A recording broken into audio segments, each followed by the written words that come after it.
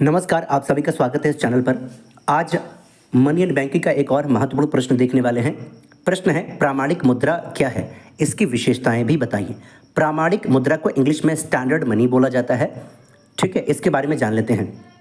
प्रामाणिक मुद्रा किसी भी देश की प्रधान मुद्रा होती है, यानी मेन मुद्रा होती है। इस मुद्रा पर लिखा हुआ मूल्य उसमें प्रयुक्त धातु के मूल्य के बराबर होता है। इसका मतलब अभी हम आपको समझाएंगे। यह मुद्रा बहुमूल्य धातु जैसे सोने अथवा चांदी की बनी होती है।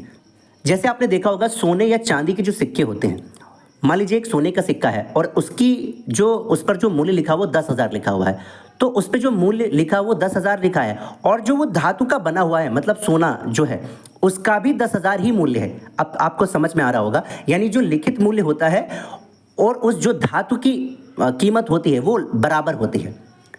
प्रामाणिक मुद्राएं की जो विशेषताएं हैं वो देख लेते हैं। यह देश की प्रधान मुद्रा होती है। ये जो प्रामाणिक मुद्रा होती है, स्टैंडर्ड मनी, ये किसी भी देश की प्रधान मुद्रा होती है, मेन मुद्रा होती है। ठीक है, इसकी ढलाई स्वतंत्र होती है। इसका मतलब ये हुआ, आपके पास धातु है, मान लीजिए सोना और चांदी, आप मिंट पर ले जाइए, यानी जो टकसाल होती है ना, जहाँ पर ढाले जाते हैं सिक्के, वहाँ पर ले जाइए और आप ढलवा सकते हैं। ठीक है, अपने सोने या चांदी के सिक्के ढलवा सकते हैं।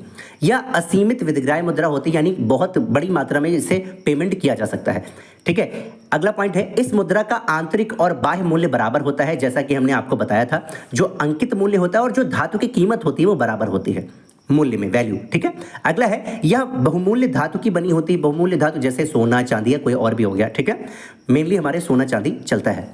अगला पॉइंट है, इनमें वस्तुओं के मूल्य मापे जाते हैं। इसका मतलब यही हो गया कि कोई भी वस्तु है तो उसके बदले मान लीजिए ये मीडियम ऑफ एक्सचेंज के रूप में काम कर सकती है या करती है। ठीक है, जैसे मान लीजिए आपको कुछ खरीदना है तो सोना या सोने का सिक्का भी आप दे सकते हैं कोई भी वस्तु खरीदने के लिए। यही इसके कहने का मतलब है। तो मैं आशा करता हूं आपको प्रामाणिक मुद्रा यानी स्टैंडर्ड मनी क्या होती है समझ में आया होगा ये।